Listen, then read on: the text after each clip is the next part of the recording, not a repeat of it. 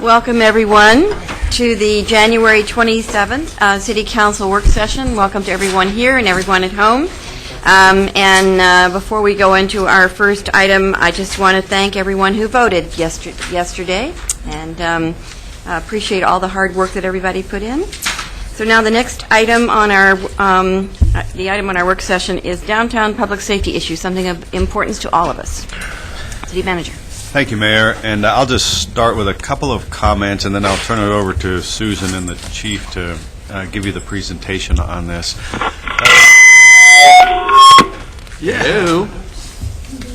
A couple things you might remember that relate to this recently. One is, as we've gone through the Eugene Counts conversation over the last several weeks, both the downtown and downtown public safety crop up as a reoccurring theme and an important part of the services that we provide, and a need to really focus some energy and resources in that direction. So I think this is a very timely conversation. Also, when we talk about economic development and job creation and the role of downtown in that, which I think is a very important role, public safety is a piece of that we need to ensure people's not only feeling safe, but in fact are safe as we continue to work on projects like LCC, which you talked about on Monday, the BEAM project, and some of those kinds of things. So this is a very timely conversation in that context as well.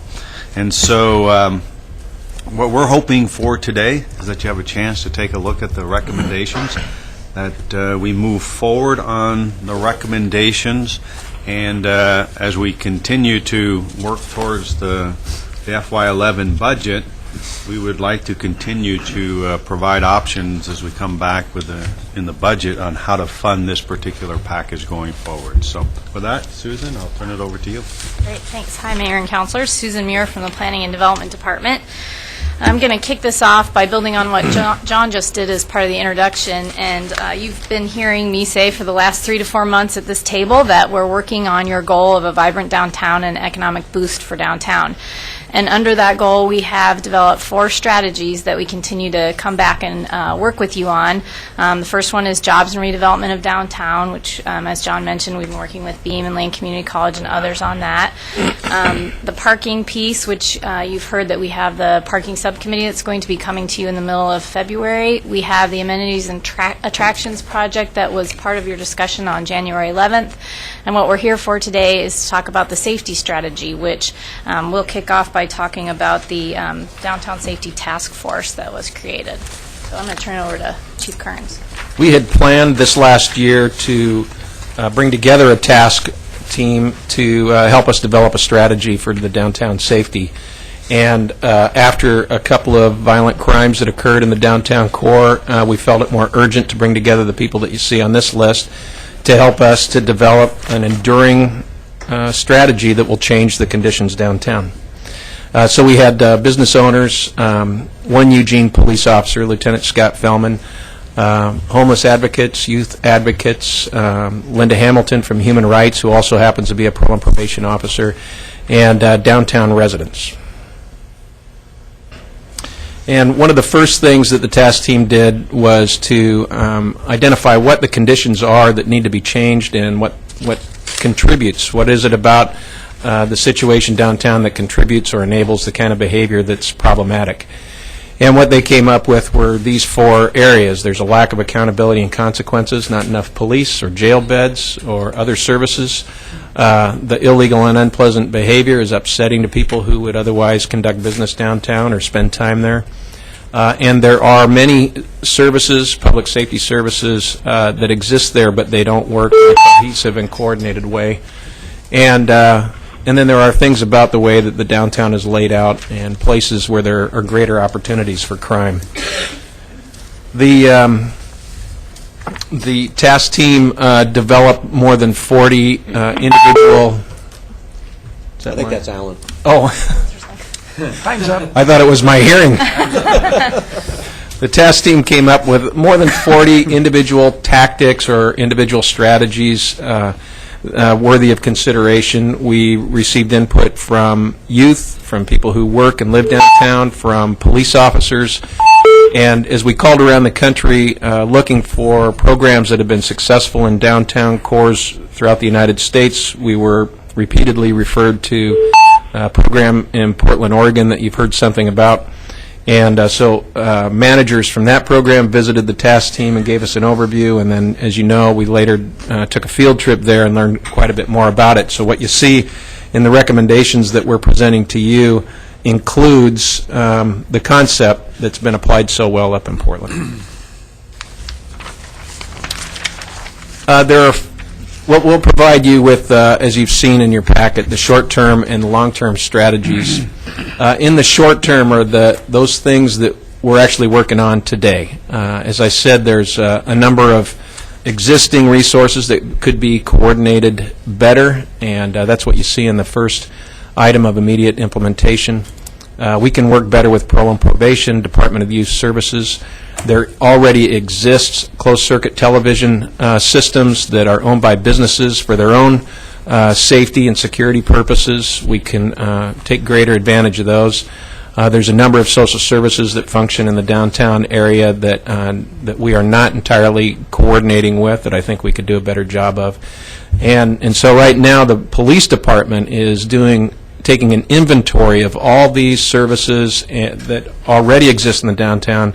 Once that inventory is complete, we'll ask what we can be doing differently with all that, and that would there would be no cost to that. There are a number of communities in the Northwest that have enacted restrictions on the sale of fortified wine and malt liquor. OLCC can make an administrative change in their organization that would enable the City Council to pass an ordinance that could restrict the sale of wine, fortified wine and malt liquor in those communities that have created districts where this type of liquor can't be sold. They've seen a reduction in detoxes to detox centers and admissions in emergency rooms related to overdose of wine and malt liquor. One of the things I mentioned on Saturday is that we don't entirely understand the behavior crime problem in the downtown area or in Eugene because we don't have a way of collecting that data now.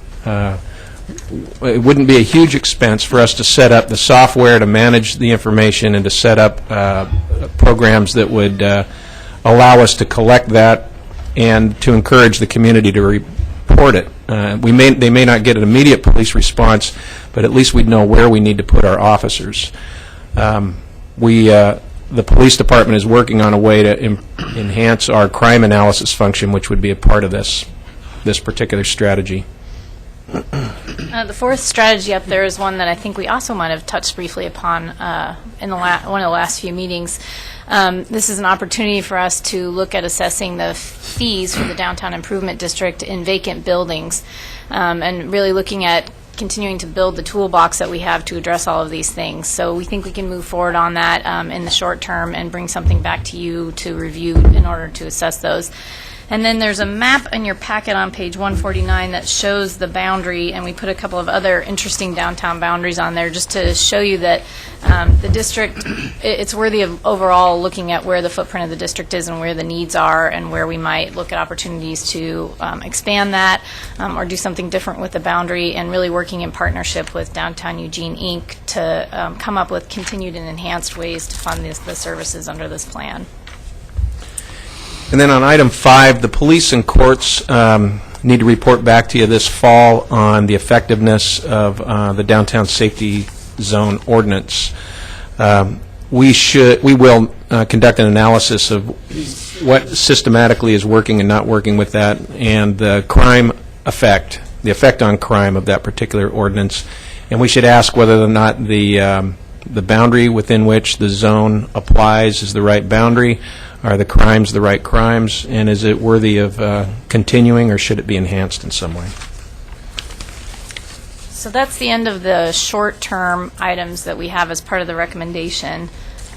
Moving on to the long-term items, the first one we have under here really follows the model that Chief Kearns was talking about up in Portland. And again, we just have a really great neighbor to the north here that has a system and a model in place that's a good one to look at and follow. And so the goal of this would be really looking for alignment to achieve a coordinated approach. And we think there's some opportunities there through the resources that we have around in different areas through downtown. For instance, the contracts that we have with different security providers, private security providers, enhancing the first item under the long term, under the short term, which was really coordinating things a little bit differently and incorporating some of the private property owners into that discussion.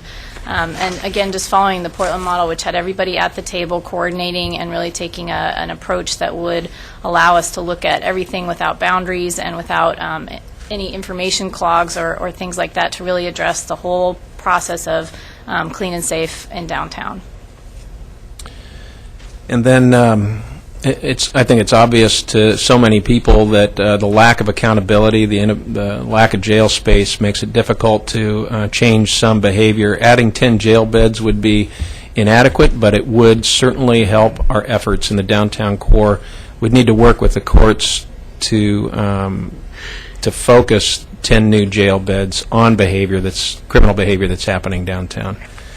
And then there is a type of facility that's used in a number of communities like ours, known by different terms. Wet housing is a common term, where it's sort of an intermediate housing opportunity for people who wouldn't be appropriately placed in the Mission, not appropriately placed in our Buckley House, that we shouldn't be spending medical dollars on in emergency rooms, which is where they end up now, and where there isn't room for them in the jail. This provides a safe place for someone who's still addicted to alcohol and some drugs, where they could reside, and it would be, as I said, an intermediate place. And it is a strategy that would require considerable study for us here in Eugene. One of the reasons you don't see an estimated cost is because there are so many different ways of going about this kind of service for communities that are dealing with the behavior problems that we are. The downtown work crews, their judges in Eugene Municipal Court already sentence people to some work crews. We'd like to establish a place for them to work downtown, where they're helping with the graffiti problem and the cleanliness issues that we face there. And it's probably the kind of service that could grow beyond just a sentence, but could also become maybe a back-to-work program with a nonprofit organization. The lighting item that we have up here is something that's important to creating the safe feeling of downtown, and we think that's a relatively low cost. That would be a partnership item where we would work with the business owners and also downtown Eugene to figure out where the best place for additional lighting to enhance the nighttime safety in downtown. To provide the coverage that we would require downtown for 7 days a week, and when at the times when crime is occurring and in the places when crime is occurring, would require a total of 9 patrol officers. That way there'd be 3 shifts of 3 officers, which would allow for absences due to training and vacations and illnesses and that sort of thing. To have a work unit that large requires a police sergeant. We'd also add a station manager for a police substation that we would have downtown. This is a critical component not only to the enforcement that we'd like to see there, but to the problem solving and crime prevention and community policing effort.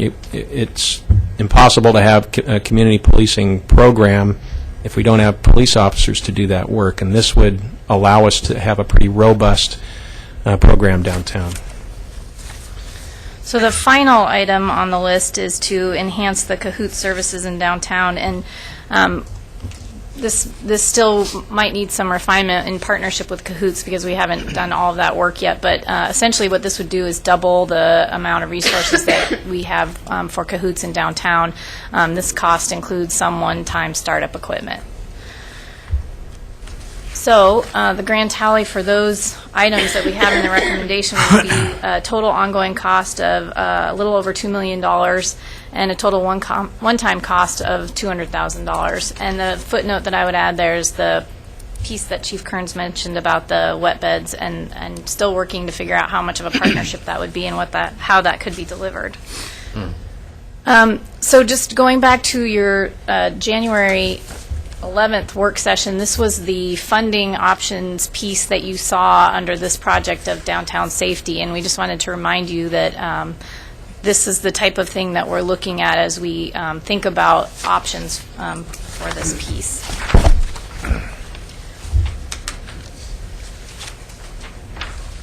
So at this point, the recommendation is that you direct us to move forward on the short-term strategies and then talk about the long-term strategies moving forward. All right. Thank you. Thank you. Thank you. Mike is in the queue, and Betty, and George Poling, and I'm going to start out with just a couple on the short term. I wonder, I saw over in the long term the bar owners task team and that kind of concept, but I wonder in the short term whether we can find some better way to partner to deal in the short term with some of those what I carp about a lot, which is the lack of cleanup around the outside of those facilities. And while I understand that that's a public sidewalk, it's still a public sidewalk that's right up against their facilities, and it does seem that they could work with us on that, and we could work with them on these larger things. So that kind of partnership seems really important to begin to me, and as soon as possible. And the other thing that I was thinking about was I know you're looking at how you can better look at do the analysis of behavioral crimes downtown. But in our conversation yesterday with the one-on-one, we had a conversation about how some people have ceased to report because they don't think they're going to be able to get a response, and whereas we still will be challenged to respond to downtown and elsewhere, sometimes reporting remains important. And so it seems to me one of the things that we can do in the short run, even before we can implement these other things, is kind of define for people that reporting helps us know what's really happening, and we will respond as we can, but they should not cease reporting, because then if they don't report, we actually don't know what's going on out there, and that's downtown and elsewhere. So I think that's a message we should be conveying right now. Another piece is, for me, I appreciate the conversation about the fees to vacant building owners and all of that, but I would also, I know we've hit at this a couple other times, and I don't know what we can do. It's always better to do it cooperatively than to do it in a regulatory fashion, but I still think that we should have a city expectation of what empty buildings look like, and especially in our downtown, where they are the face of our community. So even if they're empty, we should be conveying in some way, and I don't know whether it's incenting or what we're going to do, but I really think the expectation that we should all have is that when you have an unused building in our downtown, you're going to keep it looking good. And I know there's Diva and others have been willing to put, and in one case we have art in the empty building. So I think we should be pursuing. That's another way of our downtown looking good while we're moving forward, and that does a lot for how people behave in it. I've got Mike next. Mike. Thank you. I just want to say thank you, first of all, to the chief and to Susan and to all the staff members and to the task team members. I see at least one back there, and it's a lot of hard work, and I know that you met and took this kind of impetus seriously, that what can we do that would be new and innovative, and I appreciate all the hard work. I for one, am glad that we're taking these kind of badly needed, innovative steps to create more accountability for crime downtown, and I'm happy to see it. I think this is the kind of concrete stuff that people wanted to see more of, to know what it is that we're doing, and I'm happy we're doing that. First of all, I appreciate what the mayor just said. I think that's a really wonderful idea. I've never been a fan of the idea that we should assess some manner of fee for someone who can't seem to get business going well enough to find somebody to house an empty building. To make matters worse in that way, I don't know is the best answer. But instead, to work cooperatively and to look for opportunities to partner and help them out, I think that's a wonderful idea, especially as it pertains to art. With the OLCC and special district issues that you'd mentioned about how we'd form a potential, I noticed that under point 2 here says study it. I didn't hear any kind of time frame on that, and I wonder, are there any manner of existing districts that could suffice with regard to, like, DEI, I think is already an existing district of some manner, but I'm unsure there. Well, the first thing we need to do is determine whether or not OLCC is willing to grant us the administrative authority to have our own ordinance, and then we'll look at the type, we'll study behaviors in Eugene to determine where the best district might be. I don't know if the entire city, if we could outlaw the sale of these products in the entire community, or if we can only restrict it from a certain district. And the length of time that you'd want to study and work this out? Well, it'd be nice to have something in place by this summer. I don't know if that's possible. Okay, all right. The enforcement question was one that we spent some time talking about as well. I think in previous conversations we talked about the possibility of leveraging other volunteers that we use currently in other types of enforcement matters, like volunteers in policing or and other organizations. I didn't hear a lot of that in here. Was there a specific reason that didn't come out as a part of the task team suggestion? Yes, in Oregon, only law enforcement officers are allowed to enforce the laws that we're concerned about. We can, some volunteers associated with police departments can write parking citations for handicap parking violations, but I don't think that would address the problems we're trying to deal with. So even the minor behavioral sorts of issues? That's correct. Okay. So there is a way to work around that, though. In Portland, non-sworn security officers write reports that can be that become complaints that can be used in an enforcement packet when a police officer takes some action later. Right. Okay. Lastly, I noticed the 10 beds as the suggestion for the long term. In the police commission the other day, we had, as you'll recall, we had Judge Allen in here talking about how he'd be using 10 to 12, I think he said, beds right now if he had them. He kind of wishes he did, because he's letting people get away with not having jail time that should have it right now. Do we think that's an adequate number, considering that right now we're that inadequate to the task of where we should be? If we're going to do an extra bit of work in order to do a better job, is 10 adequate? It isn't adequate for the crime problem that we have in Eugene. It is feasible, we believe, to add 10 beds, and if we use them carefully, we think we could change some of the behavior downtown. Okay.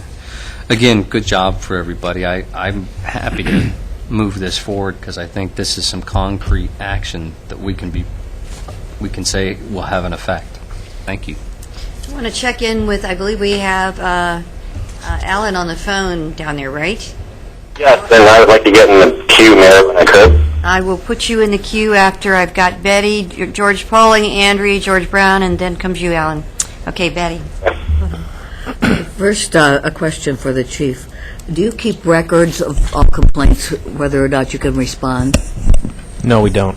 That's what I thought, and so I can see why maybe people think it doesn't do any good, when the mayor just said that it does good to call whether you get a response. Is there a way that you could keep records? If that too we're complicated? able to implement item number 3, then we could. But right now, we don't have the capacity for it. So we need we need to develop a system internally to do that, which is going to require some reprogramming of what we have now in the police department. And it'll take some money to buy the software and and hardware we're going to need. Is that something volunteers could do? Yes. Okay. I think it's important that they know that that somebody knows about it, Yes. rather than just, we can't do it. Yeah.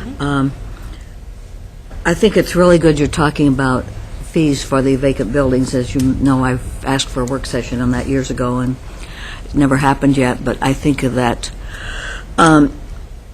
we could also help the people with vacant buildings to get temporary uses, as has been said, and so that's an incentive also.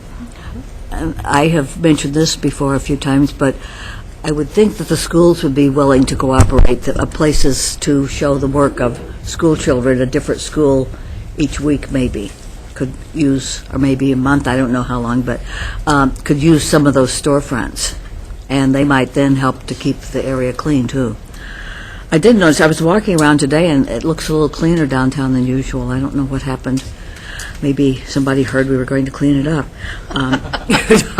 Good, whatever. Like people quit smoking when we said we were going to stop them from smoking. They quit temporarily. You're talking about using parole and probation, and I noticed in the material that they're planning to hire 7, I think it said 7 new officers. And are you thinking of using the new ones or more experienced ones, or trying to? Yeah, we would not assign brand-new officers to something like this. We have more veteran officers that I think would enjoy this kind of work. It makes more sense to me. I saw it was listed in connection with the new officers, and I thought, that's not a place to put people who just, probably not a place. Do you know, is there any record of where the excluded people are going? They still exist somewhere, I know, and does somebody know where they are? We can only track the behavior, not the people. And this last summer, we did analyze that over the course of a few months. And some crimes, if we're aggressive in enforcing those offenses, it doesn't repeat anyplace else. It requires certain environmental conditions to happen in a certain place.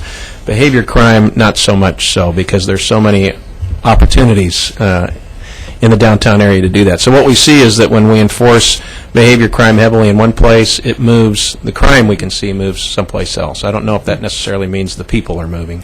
So to be effective at reducing behavior crime in a community like ours, we have to have enough officers to fluidly move where the behavior is happening. And over time, it decreases, not just as the theory goes, but the experience around the country shows that over time it reduces crime. I hope we're not moving them to the school grounds or something. I can't always read my writing. Oh, got it. Are any of the jail beds, do you know whether any of the jail beds are currently being used for people who are not dangerous? Yes, they are. And isn't that a way to free jail beds for people who are a danger to other people, by not using them for people who are not a threat to anybody? Oh, okay. There are so few. All the jail beds in Lane County are for high-risk offenders. Almost all of them have high-risk offenders in them. The jail beds that the city leases from Lane County, the only beds available are for high-risk offenders. They cost more, but we put our convicted defendants in there, even though they may not be in there for a violent crime. So there isn't any place else really to go to put a low-risk defendant. Now, when Springfield's jail becomes active in a week or so, that might be a place that we could use for that. Sounds like real fun. Their jail. I mean, Yeah. Well, I was thinking that I don't know if it's, well, a woman told me that she spent time in jail for not paying parking tickets, and it just seems like a waste of space. No, yeah, that might be. That wasn't recently, but and I have a concern about the wet beds. It sounds like they would be attractive to some people. And you say I can be out of the rain and still have my alcohol there. It sounds. Do you have any comment on that? Is that a punishment, or is that just? It's an alternative to the emergency room, to Yes. Buckley House and the Mission.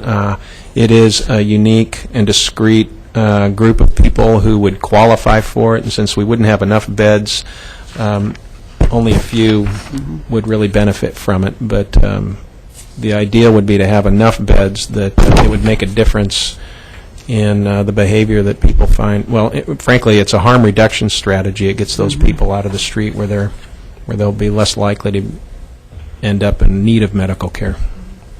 Okay, I've known some drunks who I think might have said, great, you're going to give me a place to stay and Right. drink. Okay, thanks. Before I call on George Poling, I just want to interject in that one a little bit, because the work that's been done in San Francisco and Portland and other places has proven that you save an incredible amount of resources. It's not a matter of whether the individuals you're talking about for the wet beds deserve a space or not. The fact is they'll get picked up and be using your more expensive prison or hospital emergency room facilities and costing your community an incredible amount of resources. So the experience is, no matter how you feel about the individuals, that if you can get them into a housing situation and give them wraparound services, you do two things. You reduce the cost to the community, you reduce the cost in terms of what people don't want to have to interact with to the community, and you give that person the opportunity to be able to be housed and even begin to move toward other kinds of behavior. So on all of those categories, that particular strategy ends up being far cheaper for the community and for everybody concerned. In fact, they tracked an individual, $1 Million Maury, as the story goes, and found that he cost the community over a period of time $1 million in emergency care and prison facilities. So this is a strategy that's both humane and good for the community. We just have limited resources to be able to do it, but that's the idea. George Poling. To follow up on a couple of things, I agree with Betty about the wet bed situation. On the surface, the first blush on it, to me, it's like it's giving somebody a safe out, but obviously we need a little more education on it, because I personally would rather be investing the money in the rehabilitation programs to get these people off the substance abuse as opposed to putting them somewhere where they can sleep for the night. Hopefully it's not going to be a Taj Mahal. It'll be a concrete bunk and a 2-inch foam mattress for the night. That would be probably the best way to do it. Going back to adding the jail beds at $420,000 estimated costs, that's the county's cost? Yes. And I take it by a comment you made that you have at least started some preliminary conversations with Jerry Smith Chief Smith at Springfield about possibly renting some jail space over there. Our municipal court has Yes, done that. yeah, We that's we what I'm don't know yet whether or not there will be savings there. Okay, because it sounds like that perhaps they're going to be running a more cost-efficient jail than the county is. And then when I worked for the county, we had the LEPA system, and the call came in, and it was generated on a computer, and it had a LEPA number. Now, the sheriff's office, we used to keep those for 90 days. Do they still do that, and does Eugene do that also? We do. They don't actually keep it somewhere, but you can backtrack it and pull up that activity, at least from 90 days back. Yes, but some crimes are not even recorded. Okay. We don't do an intake into the computer-aided dispatch system Okay. because it'll be a behavior crime where the suspect is gone. Happened last night, and we don't have the capacity to take all Okay, those. so in. that's something that's changed in the last 8 years. At least if when I was still working at the sheriff's office, if you called in and said, "Hey, I know you can't do anything about it. I just want it recorded," at least you were able to track that for 90 days if you had the number. So, okay, I understand that. And then I'm a little confused as far as the OLCC allowing us to write an ordinance. Can you go into that a little bit further? Yeah, we cannot regulate. These are regulations that only OLCC has authority over. So they would write an administrative rule that would enable us to have an ordinance that would forbid the sale of these substances in certain parts of town. Okay. And what does it take to get that administrative order started?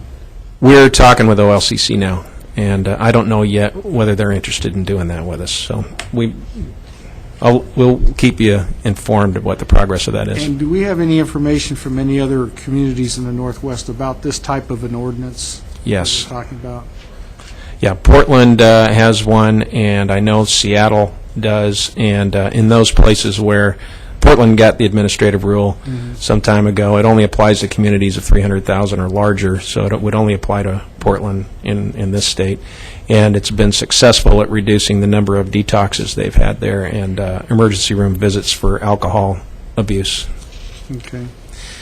And then in reference to the exclusion zone, you said that it's going to be reviewed. Was this a predetermined time for a standard review of the exclusion ordinance, or is it something, an additional review that we're going to have, and is that information coming back to the council?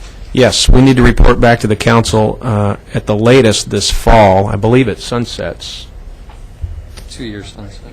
Yeah, I believe it sunsets soon, and so this would have us doing that work immediately rather than later. Good, good.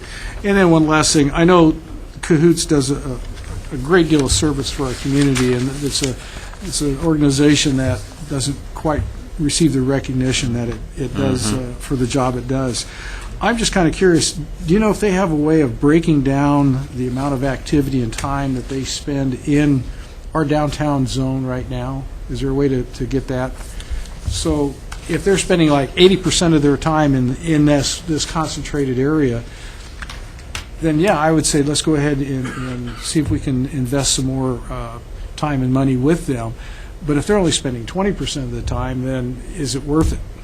So if we can get a breakdown Sure. of how much, where their activity level is. We'll do that. Right, thank you. Andrea?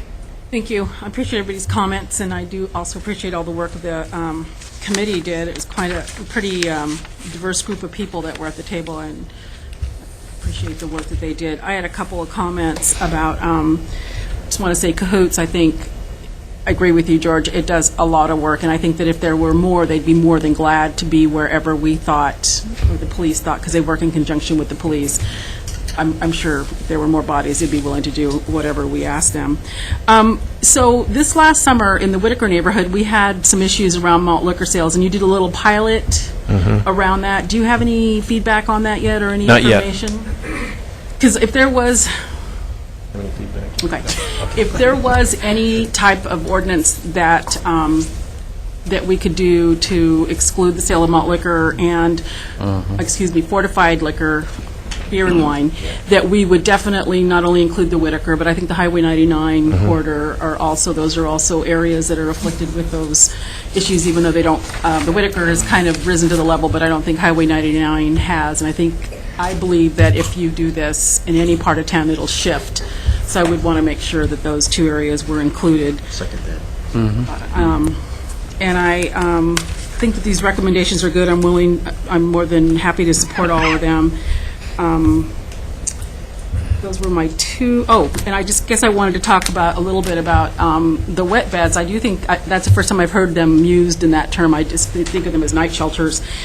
But I do think they'd be valuable to have something along that line, with wraparound services. I think it's really important that people, get the opportunity to start having those conversations. And it's pretty undaunting, I think, when people are alcoholics or addicts and you just say, I'm going to go into detox. And, yet if you start that conversation little by little, you might be able to plant a seed and encourage them in that manner. So I'd be willing to look more further into that. And I think there's some organizations in town that already do kind of that work. If you look at what Sponsors does and what Buckley House does, I mean, those are natural partners for that population, and I think that they might have some ideas. They may not necessarily support a night shelter, but I think that they would have some good ideas. So thanks a lot for the task force work. George Brown? I've got a question, several, actually. Just have some questions. Number one, where it says, number one on attachment A, immediate implementation, it says coordinating law enforcement efforts with parole and probation, and where are they currently located? Are they at the county building now?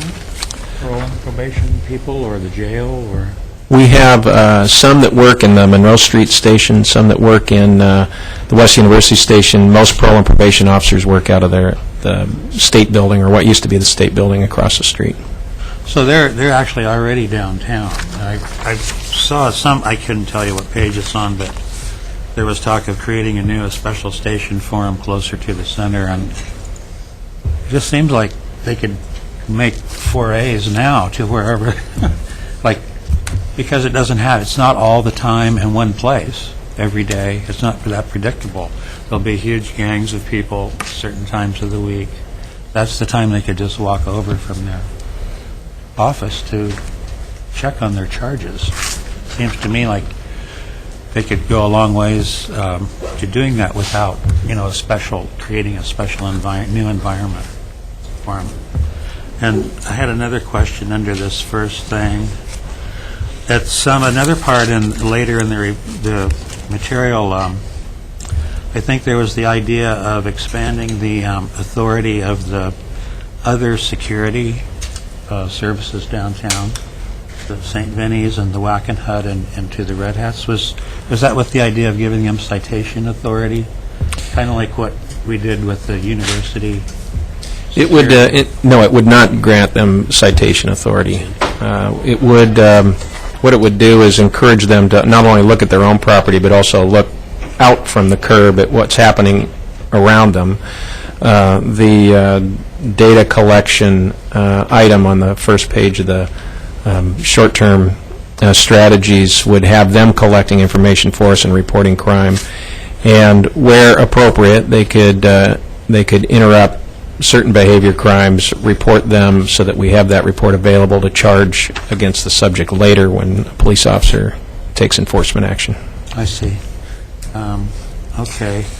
And then on number 2, I guess I just have a comment more than a question, because I sympathize with the intent of this, and it's really true the manufacturers of these products know exactly who's buying them.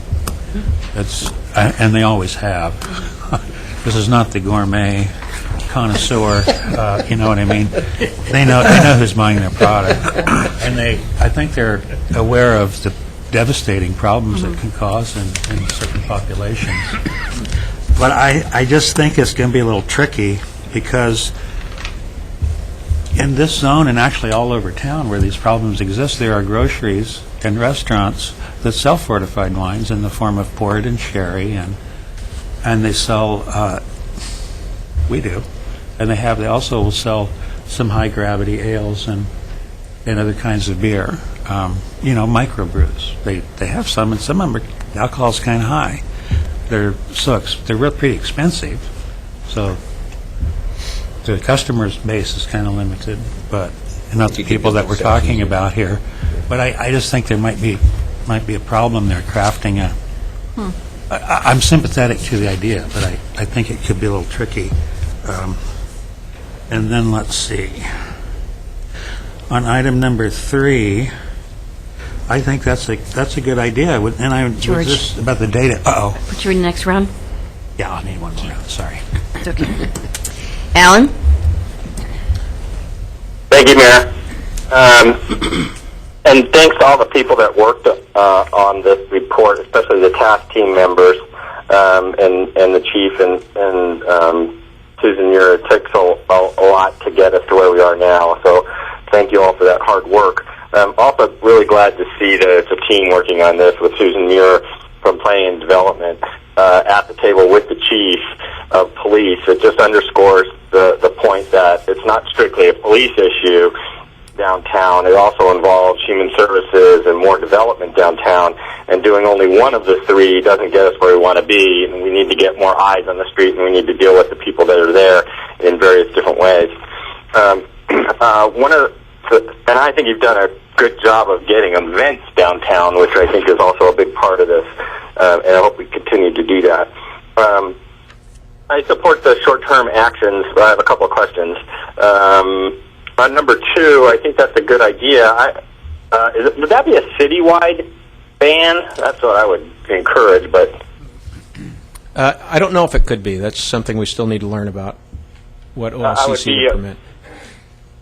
Go ahead, Chief. I don't know yet what OLCC could permit, if it could allow a citywide ban. Right. I would fear that it would just push problems off into areas where it wasn't banned and just shift it around as opposed to deal with it. On number 3, the cameras, could you explain that a little bit more, what that means? Yes. Eugene already has at least one, I think more, might be more closed-circuit television cameras in parks to monitor places where crime occurs and where damage has occurred to city property. This would allow businesses and police to install cameras that could watch those places where crime is happening.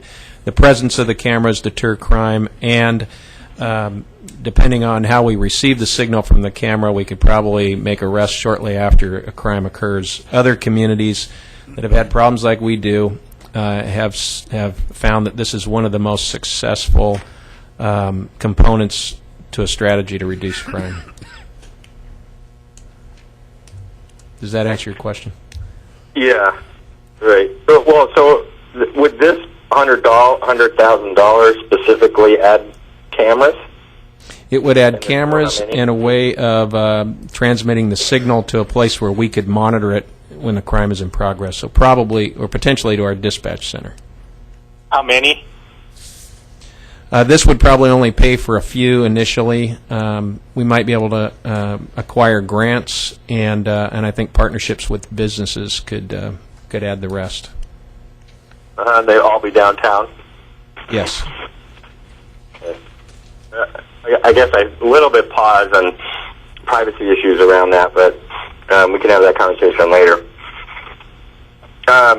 And number 4, where it says, I support the assessment of fees on vacant building owners. I suggested that a long time ago, and because they benefit from this too, but understanding their economic circumstance. But what does it mean in the third bullet there, work with DEI to enhance DEI-funded services to the district?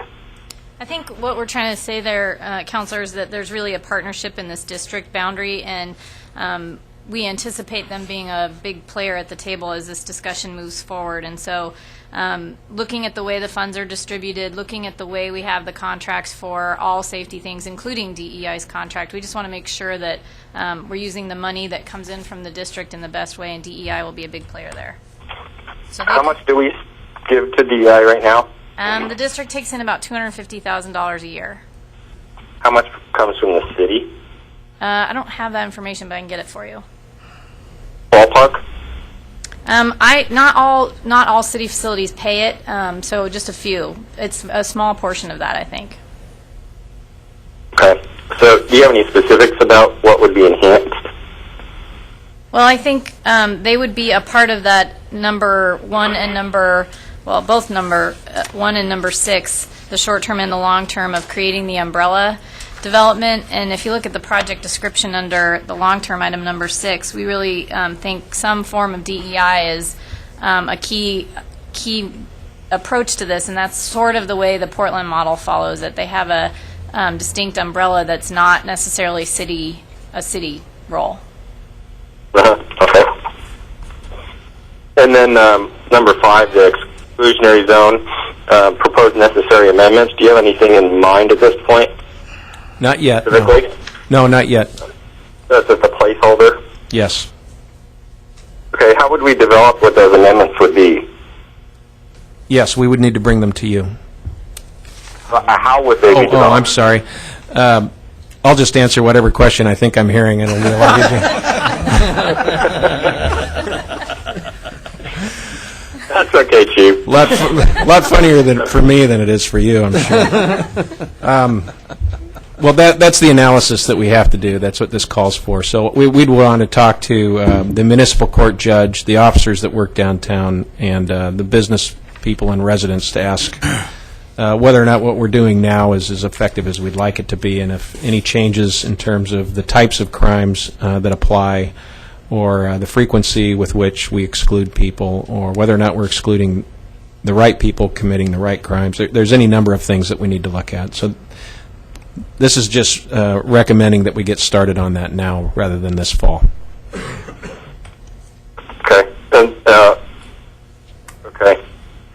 How much time do I have left? 30 seconds. 30 seconds. On the long term, number 7, 10 beds at 420,000, 42,000. That seems kind of low.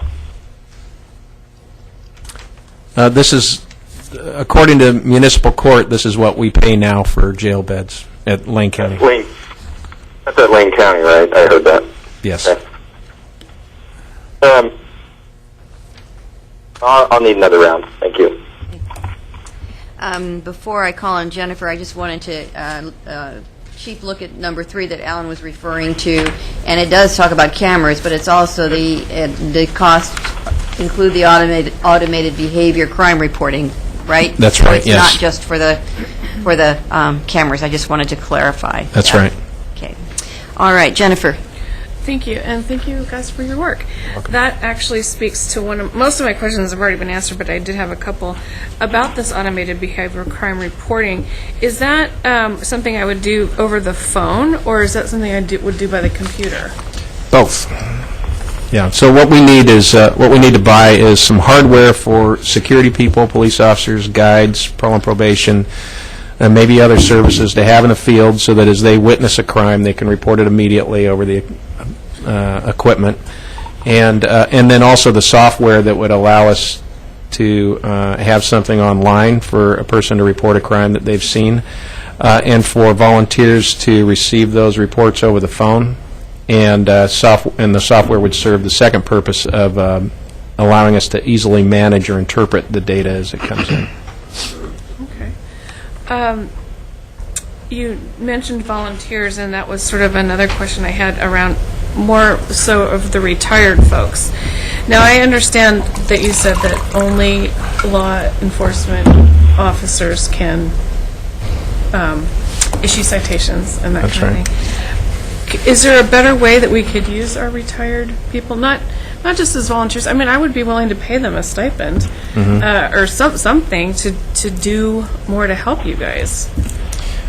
The program in Portland hires back retired police officers to be armed security people. So their version of DEI has a division that employs retired police officers to do that work. So it's much less expensive than hiring a police officer. They don't have the same authority, but they can in many ways act like a police officer. So that might be something that we want to consider here. Do they have more authority than DEI currently has? No, they wouldn't. Okay. I really liked the idea about creating downtown work crews for criminals, and I was hoping that you could maybe move that to more of the short-term list. I wasn't sure why that was on the long-term list. That seemed like a good idea. And let's see, what part, you mentioned in the very beginning that your categories for effort sort of came down to 4 categories, and one of them was the aspects of the physical space and environment. And I don't feel like there's a lot here that addresses that. Was that a more difficult part of the conversation? The lighting and coordinating the security and law enforcement services downtown, the added police presence, and then encouraging more business and community presence downtown would lead to that. And just to add, the cleanliness was a big part of that environment piece, which would be covered in here as part of the work crew. It was the lighting and the cleanliness was a big part of the physical space discussions that we had. Mm-hmm. Okay. 2 more questions. Were all of these recommendations unanimous of the committee? No, these were the strategies that got the most votes in the last day, or the second to last meeting that we had.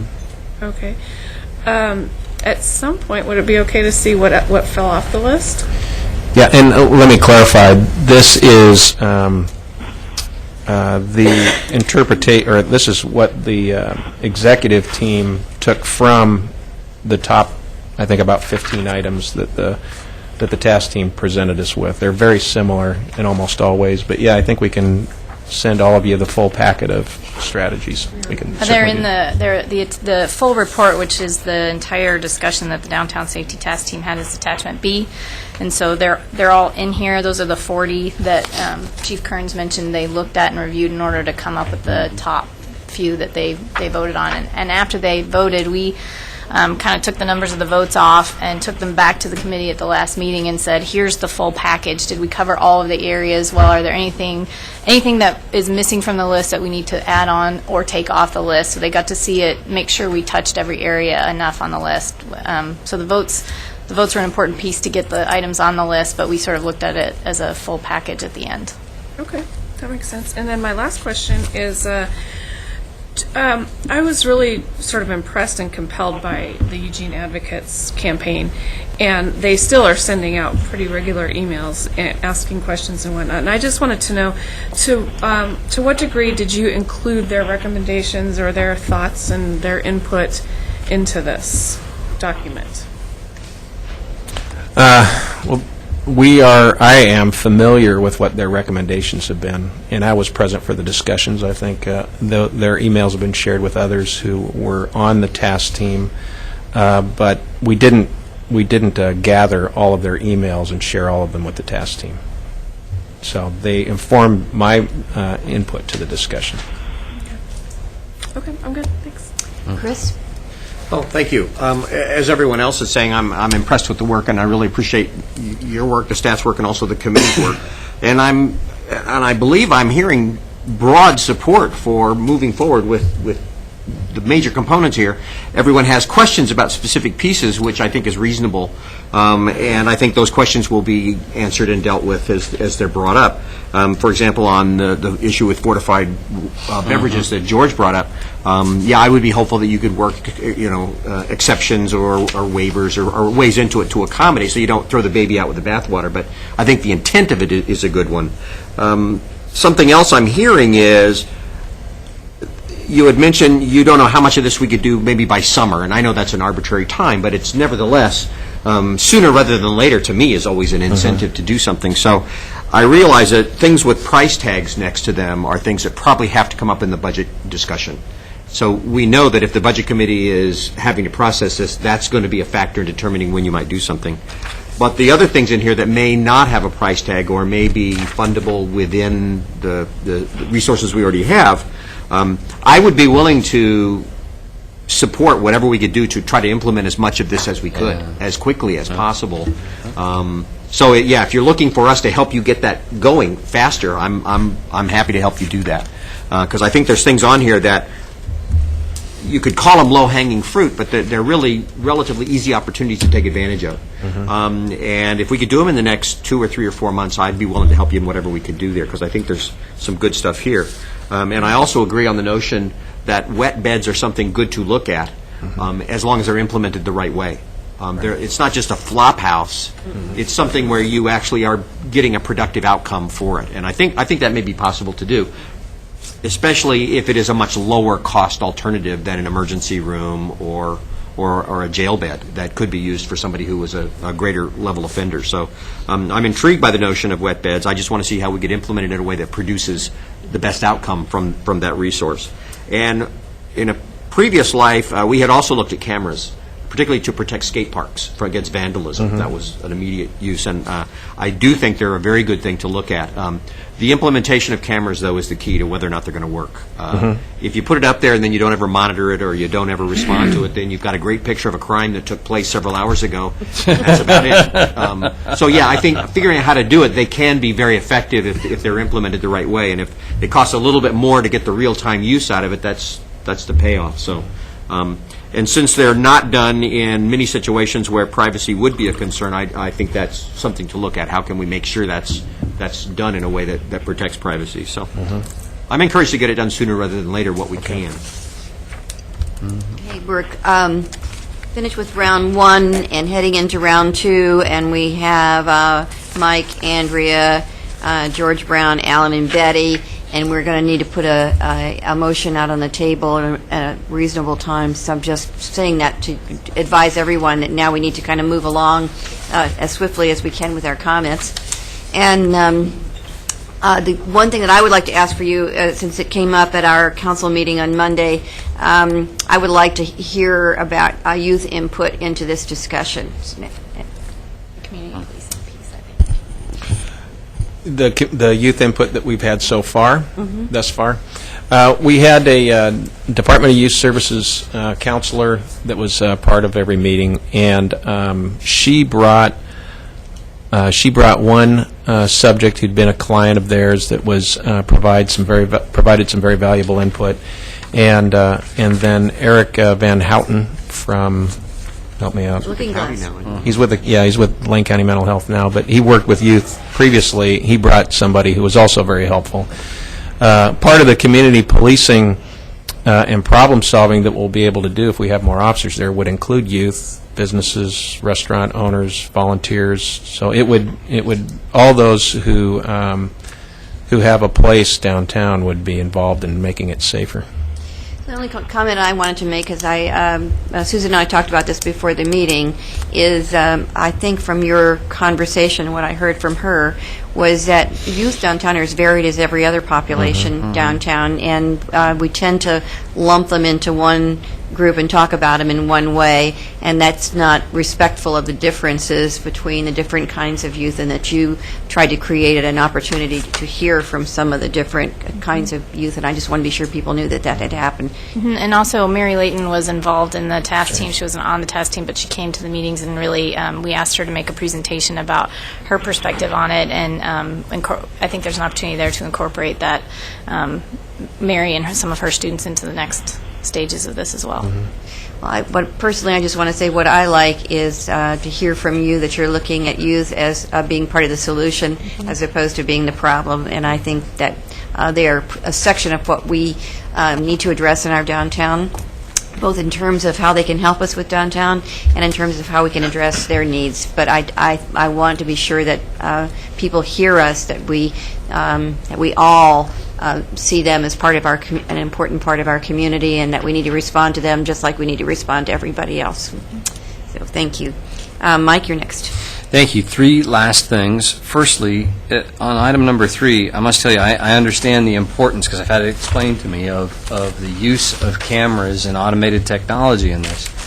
But I really do need to voice my concerns as well with the kind of Big Brother-esque sort of feeling that I get from that. It makes me a little nervous. So I guess the smart thing to do is let's move forward, let's use the tool, but let's have a way to check back and make sure of 2 things, that the tool's being used effectively and it's doing the job we hoped it would do.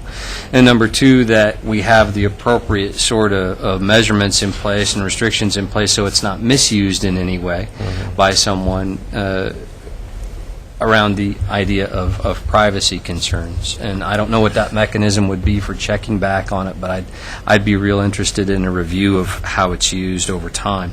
Secondly, we've talked quite a bit, especially at goal setting here, about the importance of strategic communications planning for the city and for the work that we do around here. And one of the things that I know from speaking with officers downtown is that this last summer, Portland got more serious, and we've talked about their program, and the word got out. And a lot of folks came down here to Eugene, and we're in downtown Eugene because they'd heard that they're getting serious about things in Portland. And so as we roll out these short-term steps and the things that we can afford to do on a very individual basis, I'd like to see some sort of communications plan as a part of this, so we're speaking with the community about each new step, because I think it's important that we get the message out there that this spring and summer, we're doing something more. We're taking this seriously, and we're going to make a serious effort to reduce crime downtown. And I'd like that word to get out. Lastly, is there any kind of ongoing, other than those folks who are downtown all the time seeing the measurable difference and actually being safer, are there measurement tools built into any of this so that we know about our success level as we go? Well, item 3, coupled with the crime measurement instruments that we have already, will be the measure for us, the success. And when the staff looked at developing each of the strategies, they included ideas for how we could start looking at measurements, and I'll say the chief really emphasized that the whole way through the process, that we have to keep this connected to that. So I think there'll be a partnership in developing those outcomes with business owners and other stakeholders in downtown, but it's definitely been a theme of this. And a mechanism for feedback, this is working well, this isn't working well, what can we do to adjust this, that sort of thing as well? We will, first of all, I think it's important to note that if we can establish an umbrella organization, that will be the first phase of a many-phase evolution of this. And it's there that we will need to not only identify the measures, but how to collect them. In Portland, for instance, they collect data on graffiti, when it goes on, when it's taken off, litter, how many pieces of litter, hypodermic needles they pick up, how many couches and large pieces of garbage they collect. the number of behavior crimes they see. So they track, and that's exactly what this would need to do, too. Useful information. Okay. Thank you very much. Okay, Andrea?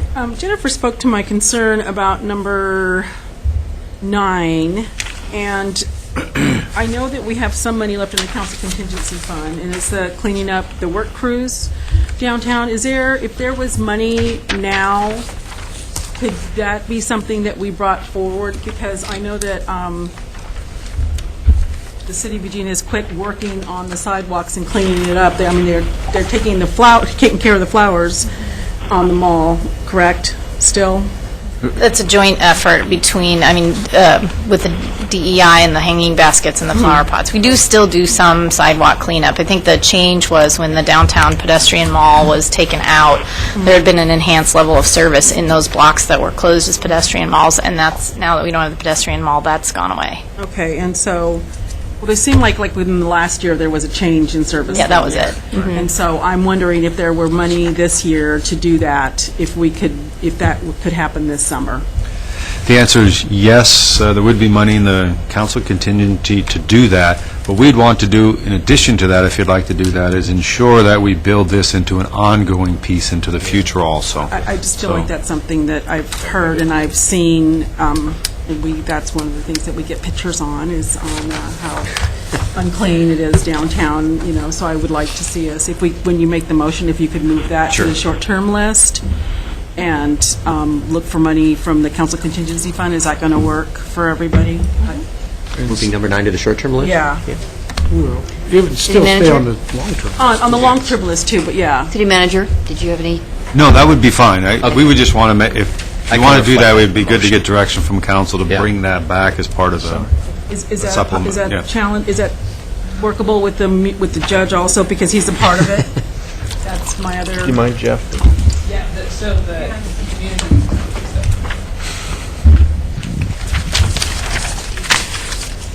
I'm Jeff Perry. I'm from Municipal Court. I'm the court administrator.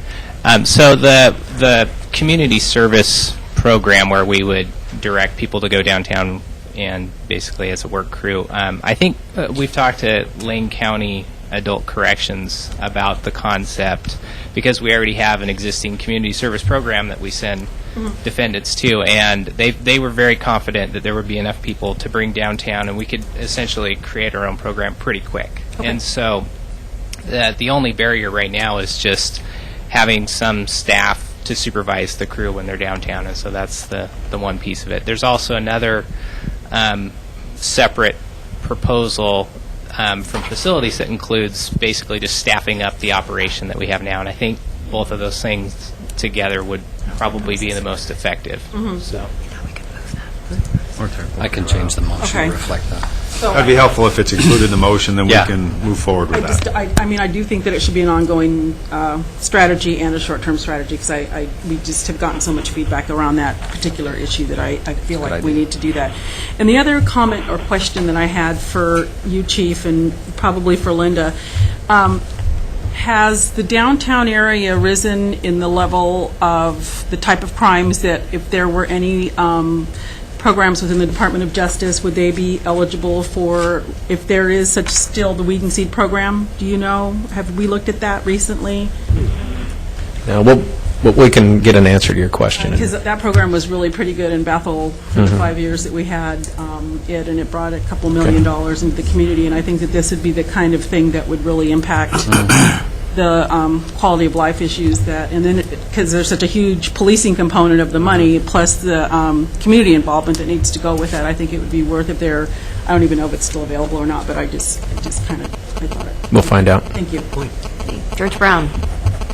I'd like to go back to item number 3 on attachment A about the hardware and the cameras and software.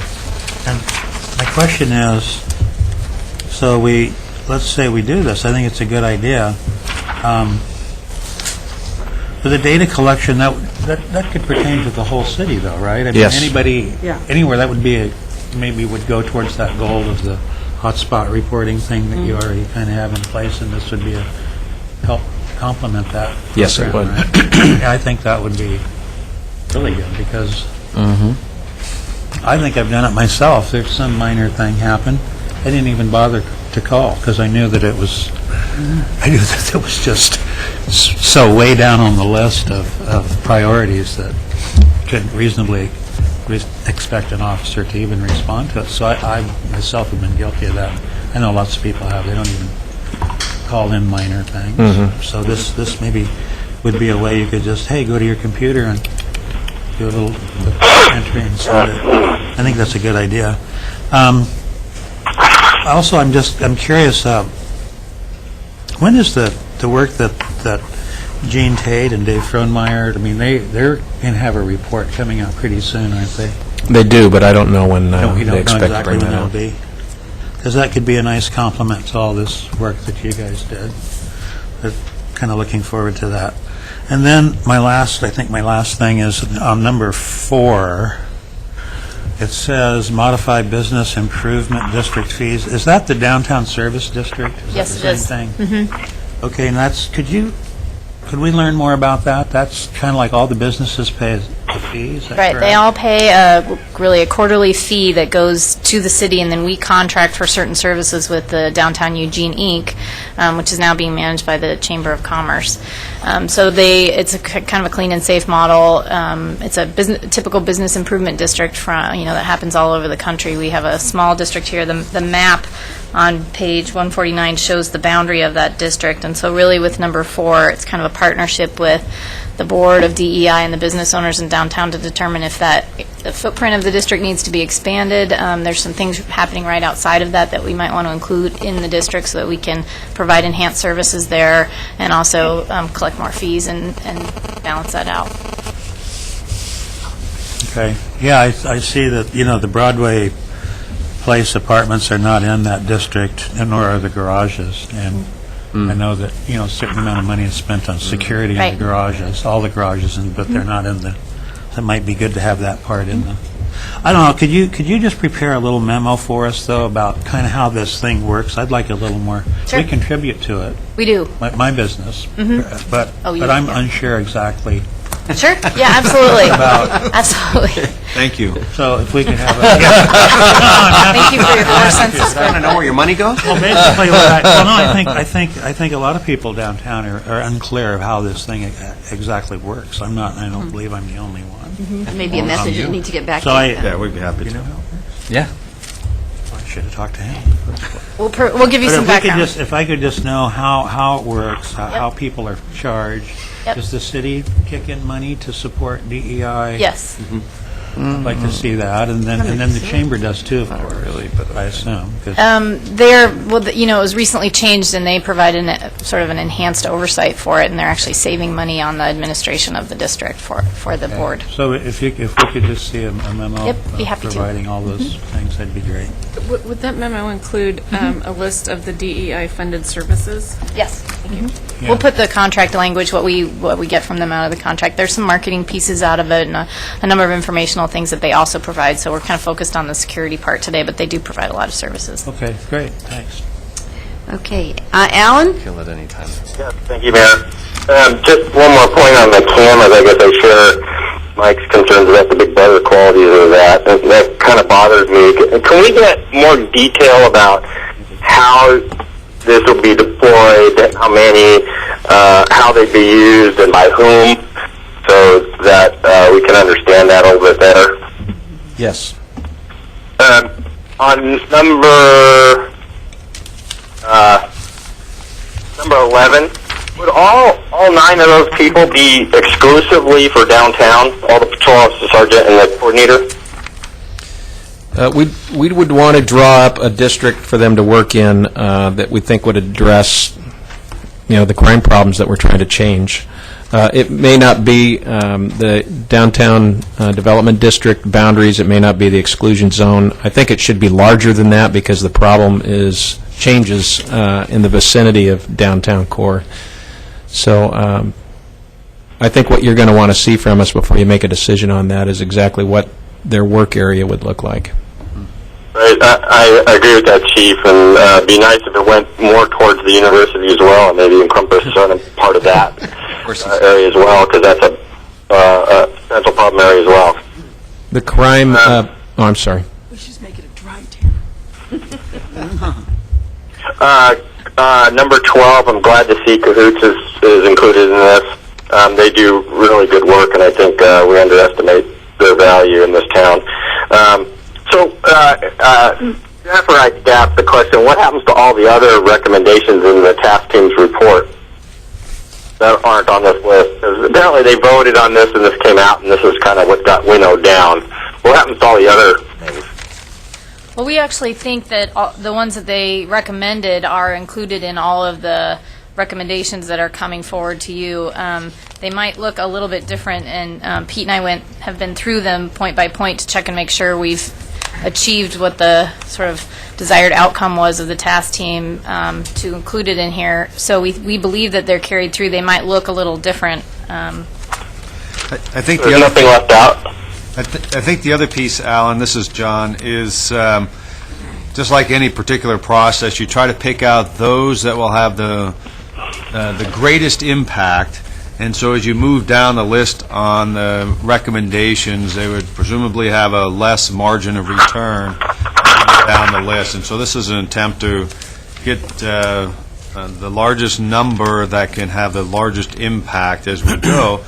And then, as we've talked about, performance measures, measuring, evaluating, analyzing. And as we do that, if we need to come back with some additional tactics and strategies because we're finding some things aren't working quite like we want to, we can go back to the list and implement some of those too. So. And so, Councilor Zelenka, if you look at page 89 of your packet, that list there is what the task team recommended. And so if you look at number 1, more parole and probation, we've carried that one through. The finding housing answers for homeless, those are carried through in the wet beds and other things. So we went through and tried to make a practical plan for achieving each one of these. So we believe, Pete and I just went through this again yesterday, we believe there aren't any that will fall through. Right, but there were other things in the report that weren't on page 89, right? Right. Those are the ones those. Oh, right, And yeah. John, I think that's what my question was. Okay. That was those. And I think John answered that question. Okay. We can come back and look at them. My last comment is the second half of the motion where it says include funding options for the long-term strategy and the manager's proposed FY11 budget. I think the budget process is a comprehensive look at all the city services and where we discuss trade-offs and how to deal with these things. I'm not sure I fully understand all the implications of adding $2.2 million on top of a $7.5 million deficit in the general fund. So what does it mean that when this happens, when you include the funding options in the budget, what would come back to us? What would it look like? What would be the format? How would the budget committee deal with it? I think in a couple different things. During your February 10th work session, which is about all of downtown, we'll continue to have a little bit of this discussion in the light of financing. But what it would do is we would have specifically in our budget, here are the recommendations we're moving forward with. Here's specifically how we would recommend that they get funded, so you could see that. So format-wise, I don't know how that looks, if it's a separate page or a spreadsheet or exactly how the presentation is made. Is that getting at what you're thinking, or is it? Go ahead. We'll come back with a specific recommendation on how to fund the $2.2 million. A part of that, we will start that conversation at your February 10th work session, because that talks about all of downtown, and so we're going to want to include pieces of that, but ultimately it'll be a part of my recommended budget that the budget committee will then work through. Right, okay. So 6 through 12 would come back to us. Correct. So I don't want our vote here to be misconstrued. What we're not necessarily saying is that this is the plan we're moving forward, or just the only thing we're doing is figuring out how to pay for them. That's not the intent of this motion, I gather.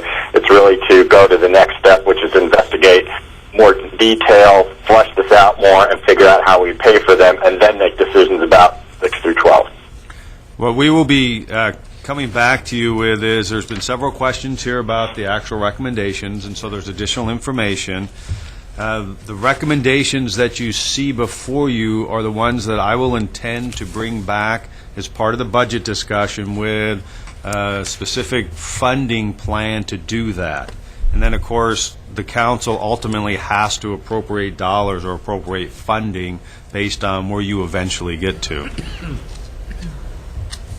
Just to be clear on my vote isn't to check off on the long-term strategies. My vote is to get more information and figure out what they really cost and how we would pay for them, and then to look at them in the context of the budget and the trade-offs that we're going to be making, including a $7.5 million budget deficit, approximately. Okay, got it, Alan. All right, Betty, you're next. Thank you. And what I have is a few reactions to things other people have said. And I agree with Alan. I'm concerned about the second part of this motion also, about passing it right now. But about the fortified liquors, I assume that, I don't know how you do this, but I assume that doesn't include expensive sherry and port. That as George brought up. Well, we'll look at examples of how other communities have worked around those kinds of That exceptions. doesn't mean we could never drink sherry again, or people who want to drink sherry could never drink it again. It's not in Eugene. Not in Eugene, okay. Springfield. Then we'll move all the crime over to Springfield. In response to what Jennifer said about did everyone vote for it, I just want to repeat something I've said before. I always appreciate a minority opinion on anything that comes to us, and I also appreciate knowing which people were in the minority. Sometimes it makes a difference. You may want to talk to them about their reasons, or I might want to.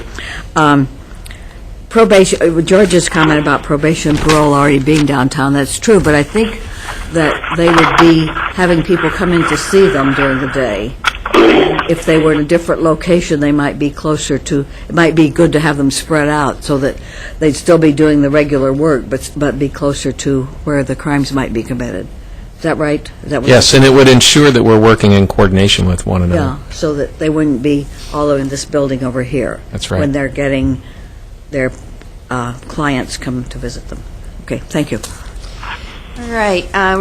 Before we put a motion on the table, I just want to reinforce what I heard Mike talk about, the communication issue. And I think it's important on two counts. One is that we're communicating to the public about what we're doing, but I think we also are communicating to possible offenders about what's going to be happening in the community. So I think there's two types of communication we're trying to deliver. And I'd add to that, specifically to some of the predators downtown. So that's and then my notion of the Eugene counts is that once we figure this out, we will actually have a tool where we will have like a report card that we report back to the community using measurements about how we're doing on all the kinds of things we're working on as we do our goals. So it will be a tangible thing that the community will be able to see, that this is what we said we wanted to do, these are the strategies to get there, here's how we've done on those strategies. So we will be communicating that way and being accountable to ourselves and to the public. And I do think it's important for us to connect with the county. As I said the other day, and I know we're all terribly familiar with, is that we only have a piece of the public safety system, and so how our piece works has everything to do with how the rest of the system works. And so I think it's very important that we, in whatever way we need to, stay connected with what's happening with the county's efforts, and I hope that we're doing that. And the other last one, Chief, is that I'm as we consider the officers for downtown, I hope we don't box ourselves in where there's not flexibility, because one of the things that happens is you get better at something, and then you don't need hopefully, and then you don't need as many officers in one place because you've alleviated some of the issues. So I understand the need for this number that you're talking about right now, but I would want it to be you to have the flexibility to do what you think is important in terms of dealing with our public safety issues. Okay, Mike, you want to put the motion on the table? Yes, I move to direct the city manager to implement now the short-term strategies and item number 9 from the long-term strategies, and then to include funding options for the long-term strategies in the manager's proposed FY11 budget. Second. Moved and seconded. Okay, all those in favor, please indicate. There's 7 here, but how about you, Alan? Yes. 8 in favor and none in opposition, so thank you all very much. I think we're... Good start. Continue to move forward. All right. Hey, Chief, I got 2 words And for the you. meeting of the IGR committee will now come.